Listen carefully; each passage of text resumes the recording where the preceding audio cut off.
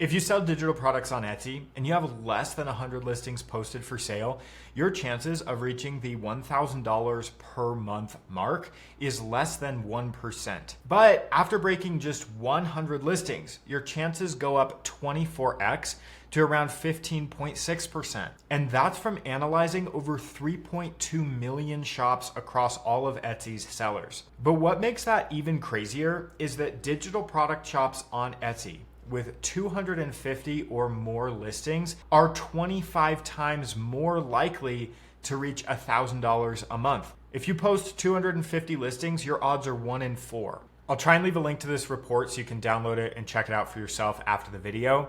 But what's really cool here is that across 3.2 million Etsy shops, for physical type shops, so shops selling products like apparel or pottery or physical goods, crossing 100 listings increases their chances of making $1,000 per month by 7.6x. But for digital product shops, it's even more of a difference, and it increases your odds by 24x. And what's even more interesting is that for digital product shops, they're keeping around 90% of their revenue as profit because they don't have any costs for the actual product that they're selling. And sure, we've only really looked at the $1,000 per month mark, but the story holds true even all the way up to shops that are making $10,000 a month, where their average catalog size is around 652 listings. Most sellers don't know how to create and post that many listings for sale, and so it sounds really overwhelming. Success doesn't come down to having the perfect product or the perfect design. It isn't even about having the best SEO or the best product mockup. It comes down to taking a lot of shots and getting better at your aim over time. This is a numbers game. Although it's definitely not a guarantee, making and posting more listings in your shop over time gives you more attempts, and it gets you closer at reaching these revenue goals of $1,000, $5,000, or $10,000 and above from your shop. So today I'm going to show you how to build out my system that allows you to create and post a lot more listings a lot faster. And by the way, no matter what business you do, it takes a lot of attempts. Digital products aren't unique in that fact. If you do social media content, you have to post a lot more than you'd expect. Or if you did sales, you have to make thousands of calls. Digital products are unique in the fact that you can iterate on not just the actual product itself and the niche that it targets, but also on the packaging, which is sort of the creative and the image, and the offer really, really quickly. This is why digital products are such a great beginner business, and it's such a scalable option, even if you don't have a ton of experience. To be clear, that doesn't mean easy, but it definitely means easier than a lot of other business options. So we know that shops with more listings make more sales over time. And you just saw the data. Again, this was data pulled from Listing Views database, which has over 3.2 of Etsy's shops that were analyzed. And this is the case across pretty much any income range. Just getting to 100 listings increases your chances of revenue by 16x. Getting to over 250 puts you at a 1 in 4 chance of making $1,000 a month. And we also saw that on average, shops that are making $10,000 a month, again, digital shops, have at least 652 listings posted for sale. And that's because more listings gives you more opportunities to make sales, and it gives you the ultimate key to digital product success, which is variations. Digital products are a special type of product because you can create infinite versions of the same original product, no matter what digital product you sell. A variation is any combination of elements that create a new product. A few of those elements are the concept, packaging, and then the bundles or the actual offer itself. So the concept is the product and the niche that it targets. For example, if you're selling a product like wall art, there's going to be a lot of different niches that you can target with that product. So you might target people that want vintage art or floral,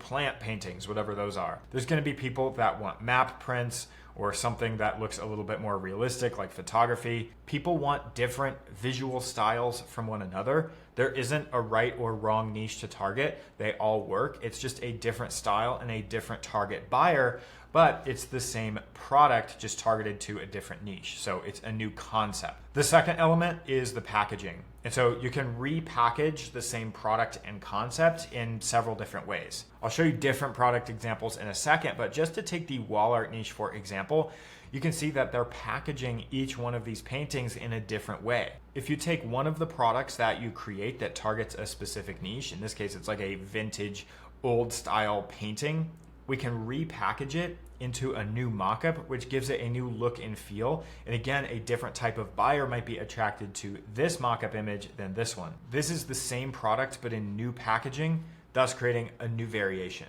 And finally, we have bundles. This is going to be the offer, and this allows you to create multiple offers with the products you're making. And so one example of that is to do a bundle of the digital products that you're creating. And so you can see for this one artwork piece that I used as the example here, we could sell it with this mockup, we could sell it with this second angle mockup, or we could bundle this piece of artwork together with another one and create a bundle listing. This is why digital products are one of the best type of products that you can sell. It's because you can create the product once. For example, this is a sort of vintage style piece of artwork. We can upload it to 2 different mockups, so we can test 2 different variations of that product to see which one's going to sell better. And then we can also package it as a part of a bundle. So every time we create and post a new piece of artwork, we learn whether that specific niche is profitable. We learn whether the actual creative itself is profitable. And we can add that piece of artwork to another bundle, which gives us another variation. The same exact thing works pretty much no matter what digital product you're selling. In this case, let's say you're selling spreadsheets. This is a super popular digital product on Etsy. After we create the product once, we can iterate on that product and create a copy or a duplicate, and then just change the niche slightly according to the targeting that we want to go after. So for just some different concepts, you can see how this works. We could build out a wedding planner one time. This one specifically is doing quite well. You can see it's quite popular over on Etsy, and it's the same type of product. It's just a spreadsheet that helps you budget out a wedding. Now we could take that and we could duplicate it. They've essentially just changed the colors for this one. This is actually a completely different shop, but the concept is the same. This one's selling around 100 times a day, and it's different colors, but it's the exact same concept. And again, using AI makes it really easy to build out lots of iterations or lots of variations of the original product that you're selling.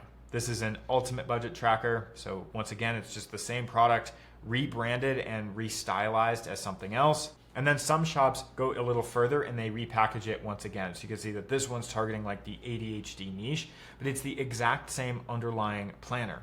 And sure, it isn't instant to just duplicate the product over and post it for sale, but you should understand that all of these products are essentially the exact same thing. They're just a downloadable Google Sheets or Excel file that help you plan out and manage your budget. They have slightly different targeting, but the underlying product is exactly the same. In the sub niche of selling planners, you can make wedding planners, you can make budget planners. This is an ultimate budget planner. And you can do also subcategories. So in this case, it's an ADHD life planner. You could do ADHD budget planner, ADHD wedding planner, and so on. And then once again, you can vary the packaging to get different looks and feels or the different creatives and test what converts the best. These are essentially the exact same listing. So it's just a wedding planner. This one basically just has a blue background, but it's almost the same sort of creative. And these are sold in different shops. And so just by creating different mock-up images and slightly different SEO combinations so that they show up for different searches, you're able to create multiple variations, again, on very similar underlying products. This is where most beginners fall off because the work to create the first product, especially early on, is very high. But for each additional product that you make, it gets a little bit easier because you're able to iterate on it and essentially copy that original product, make some slight modifications, and get it posted for sale. And once again, you could bundle multiple of these products together and sell them as a package. Hopefully that makes sense. You build the product out once, and then you create multiple variations of it, just tweaking something slightly every single time, and you work towards building out a larger and larger catalog. And by the way, these are just 2 example products.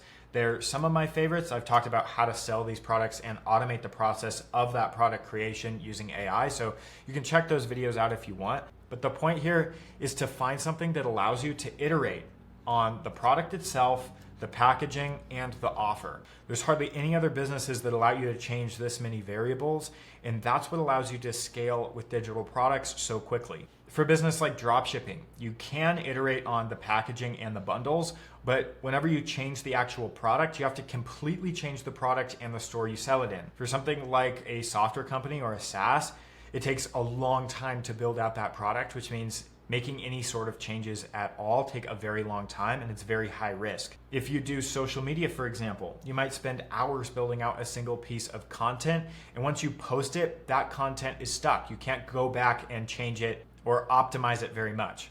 If you do sales, you're going to spend hours on sales calls and talking to people, and you will get better over time, but you can't iterate and you can't get better as quickly as you can with any of these other types. Now, to be clear, all of these businesses do work. They just don't scale as quickly or in the same way as something like a digital product. The only other business that I know of that meets these same three requirements is called print on demand. And it's essentially just drop shipping, but you're just changing out the design file that's printed on the dropshipped product. And so that's what makes it essentially the same thing as selling a digital product in the first place.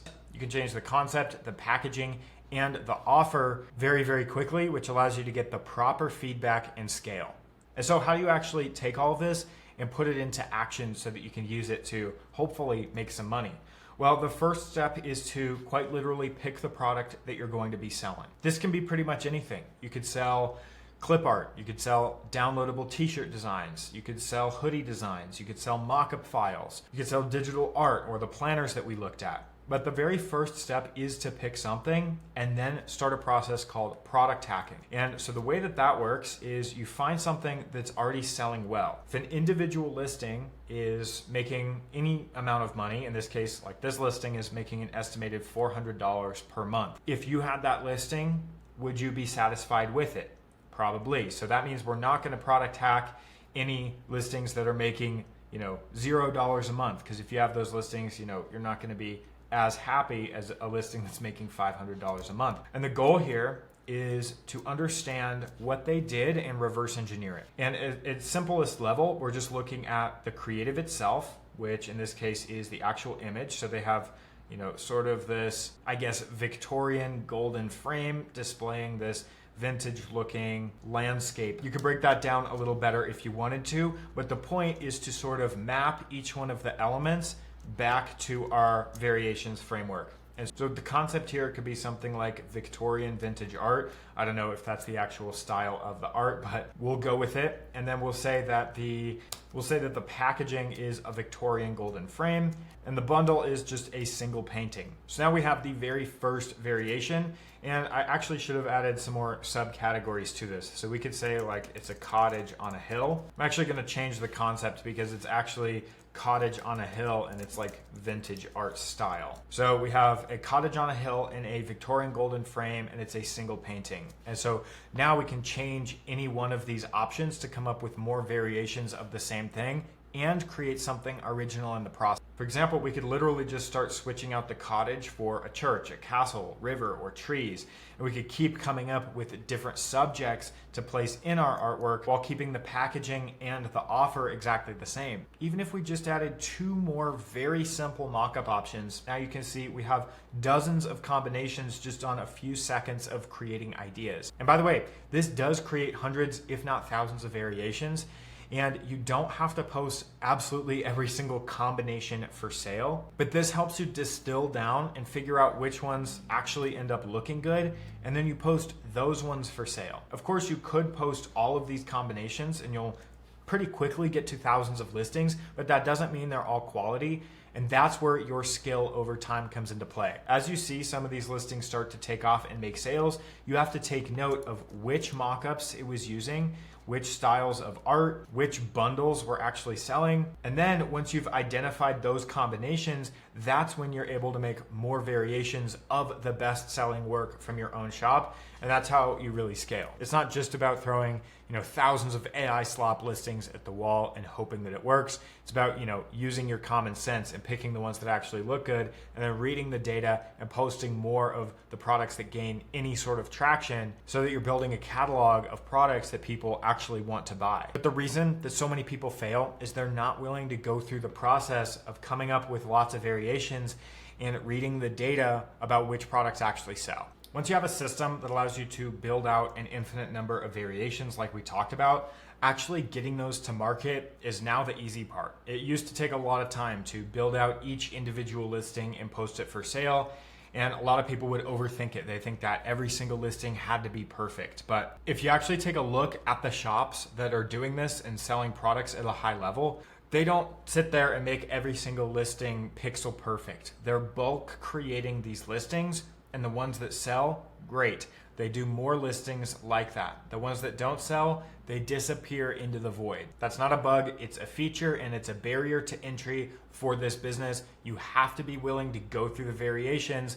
You have to be willing to make and post a lot of products that never sell to eventually post the products that do sell and make all of the revenue. It's the case no matter what type of product you're posting. Your first products aren't going to sell, and that's just because you haven't made enough variations to come up with something good yet. That said, and I showcased this in a super recent video, once you do have a system built, creating the listings is extremely easy. For example, you can see just for an example video I created just the other day, you can watch it, I think it was my last video that I posted, we were able to bulk upload and bulk create these artwork paintings all entirely using AI and a listing view automation, which automatically creates these product mockups, which are the images that you're seeing on the actual frame here, and getting everything uploaded to Etsy with one customer download link. You can see what the images look like right here, and you can see all of the downloadable files that are uploaded and attached to the listing right here. So absolutely everything can be automated once you get that system in place. It's just about actually building out that system, being willing to make the variations, and setting up the sort of pipeline so that you can do something like this. I'm not going to go through the entire process of setting up these mockup templates and the preset, since I did that in my last video. But if selling digital products is something that you want to do, remember, you need to create lots of variations. You need to automate the process of getting them posted for sale. I don't see any reason why with a few hundred, or worst case scenario, a few thousand listings, you aren't able to get to the point where you're making, $5,000, $10,000 or even more dollars per month. But yeah, I just thought that this data kind of reinforced what I've been talking about here on my channel for the last 5 years, which is that the listing count wins in the end. Hopefully you found this video valuable and as interesting as I did. But yeah, that's about it. So as always,